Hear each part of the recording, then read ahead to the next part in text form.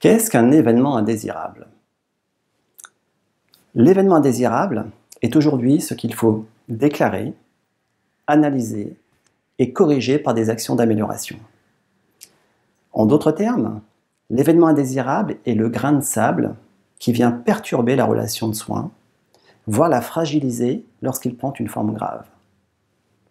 Véritable fer de lance de la gestion des risques pour améliorer la qualité et la sécurité des soins, l'événement indésirable est rarement pensé sous l'angle éthique, où il s'agirait de faire de l'événement indésirable un événement désirable. Pourtant, de nombreux comités et groupes de réflexion éthique se constituent dans les établissements de santé et permettent ainsi la mise en place d'une éthique instituée. Celle-ci donne lieu à un indispensable rappel au droit, à la déontologie, à l'evidence-based médecine, aux procédures qualité et gestion des risques.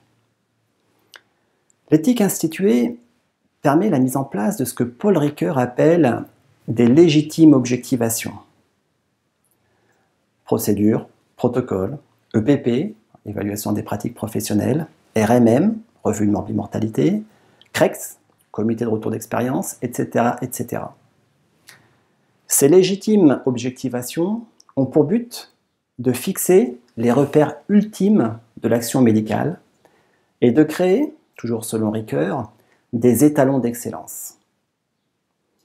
Mais face à certains événements graves rencontrés dans le soin, comme des suicides d'un patient, des auto- ou hétéroagressions, fugues, erreurs médicales ou soignantes graves, viols entre résidents, situations de maltraitance par exemple, le déploiement de la réflexion éthique pensée uniquement sous cette forme peut conduire à la mise en place d'une éthique procédurale portée par ce que Michel Foucault appelle des machines à guérir hospitalières qui, lorsqu'elles s'emballent, finissent par fonctionner pour elles-mêmes. C'est pourquoi l'éthique, instituée, constituée de légitimes objectivations donc, doit être complétée d'une éthique instituante qui consiste à réintroduire l'événement comme contingence radicale. La contingence, c'est ce qui peut être autrement, ce que l'on ne connaît pas, ce que l'on ne maîtrise pas. La contingence de l'événement détruit la fécondité de l'expérience accumulée, dans le sens où celle-ci ne nous permet pas de prévoir ce qui allait se passer.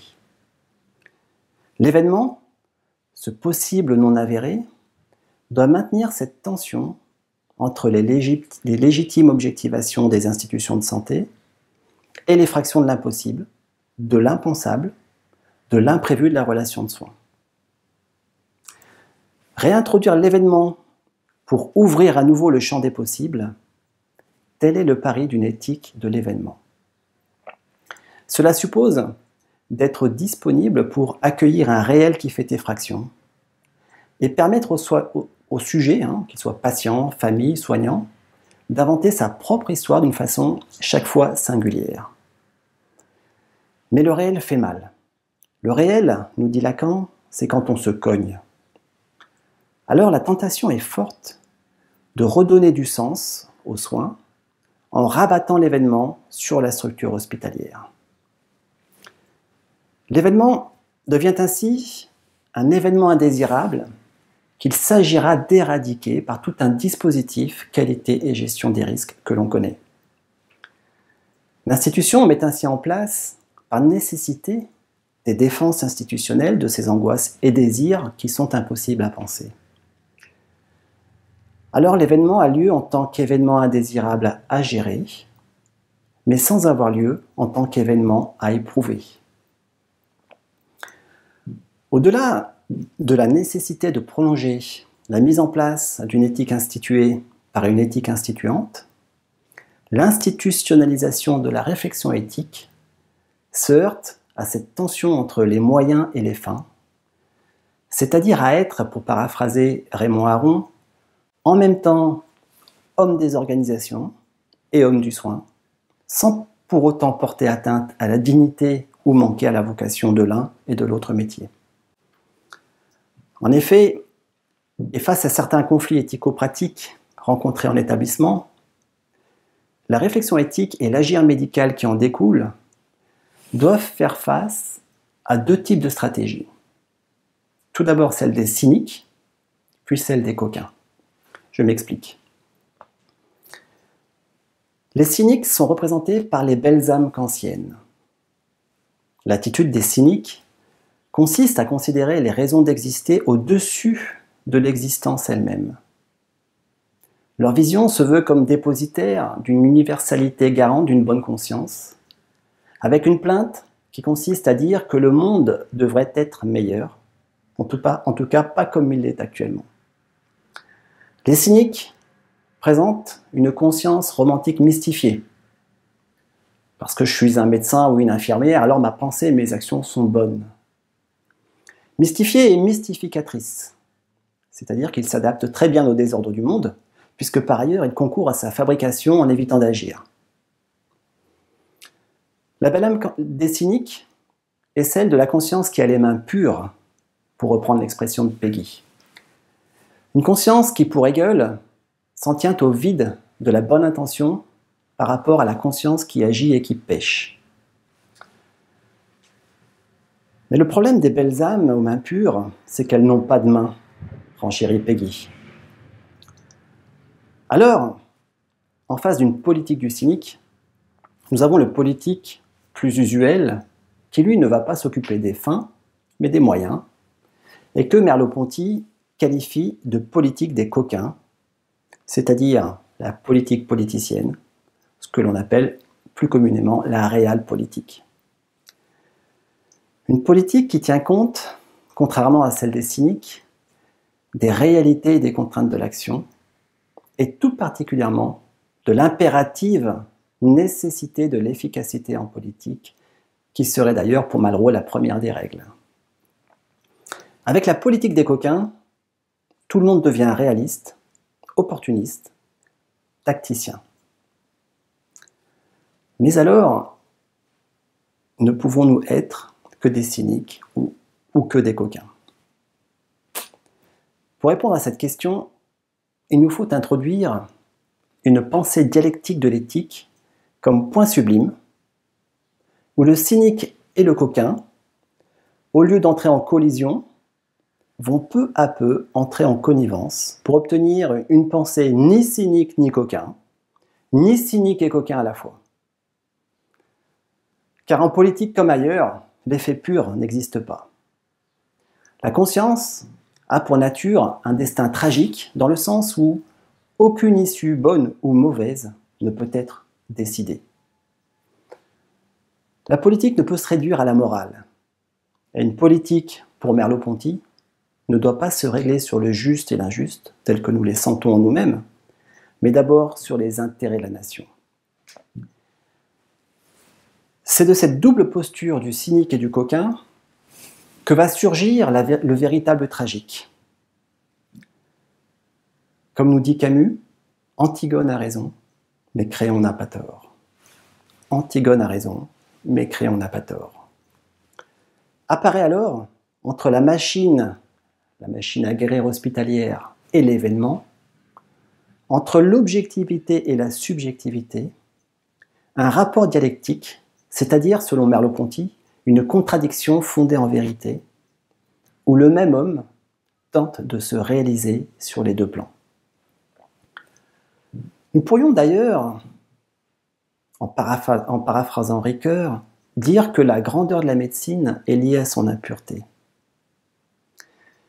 Refuser, nier ou dénier la présence de la violence dans l'histoire et la politique, ou la présence du mal dans la médecine, contribue à les laisser faire.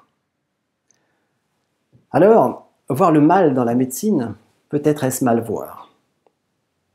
Mais à force de refuser de se compromettre avec le mal, on finit par pactiser avec le pire.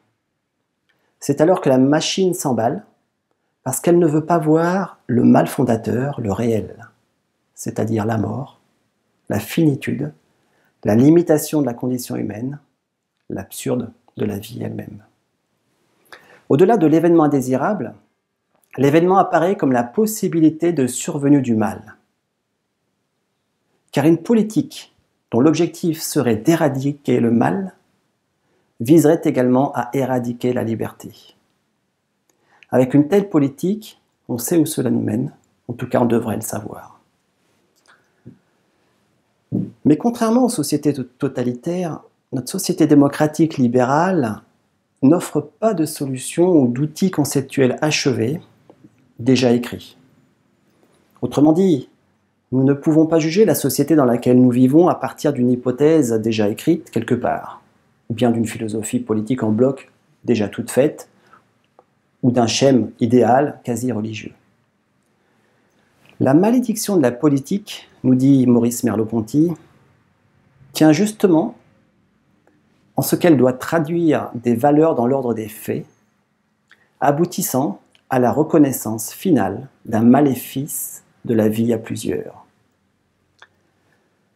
Il ne s'agit pas de proposer un nouveau dogmatisme ayant pour but une synthèse entre un art des moyens et un art des fins. Il s'agit plutôt d'inventer autre chose qui relèverait d'une absence de conclusion, ce que Ricoeur appelle une dialectique à synthèse ajournée. Une dialectique à synthèse ajournée. Il nous faut être ouverts au pluralisme des interprétations, c'est-à-dire être ouverts au débat, car ne disposant pas soi-même de la vérité. Cette éthique serait la résultante d'une non-coïncidence entre une pensée de l'institué et de l'instituant, du cynique et du coquin, du déterminé et de l'indéterminé, du continu et du discontinu, de la structure et de l'événement. Une dialectique comme non-coïncidence à l'origine d'une éthique comme point sublime où la volonté se laisse instruire par l'imagination et inversement. L'éthique comme point sublime va au-delà des bonnes intentions, de la bienveillance ou des grands principes éthiques ou moraux pour être attentive et à la machine et à l'événement, et à la machine hospitalière et à l'événement qui surgit. Car l'homme vit dans cette béance, cet espace vide qui s'affranchit de la continuité du déterminisme et rend impossible la prédiction. Cette force diagonale, pour reprendre l'expression d'Hannah Arendt, donne au sujet, soignant ou soigné, la possibilité de décider de son avenir. L'éthique comme point sublime doit s'interdire l'idée qu'il puisse y avoir quelque part une solution, un arrêt, un monde perdu qu'il faudrait retrouver et recréer. Elle consiste enfin à sublimer le réel par des médiations instituées et instituantes, afin de mettre de l'ordre dans le désordre, de la mesure dans la démesure, du monde dans l'immonde, de la structure dans le chaotique. L'institutionnalisation de la réflexion éthique doit intégrer dans sa construction même le fait qu'il existe dans la société en général et le soin en particulier des conflits insolubles. Cette conflictualité est le propre de notre démocratie et c'est même ce qui la constitue. Et nos démocraties ont besoin d'hommes et de femmes de conviction pour ne pas se laisser prendre par le jeu des belles âmes ou les enjeux du pouvoir, voire tout simplement par une obéissance procédurale sans âme.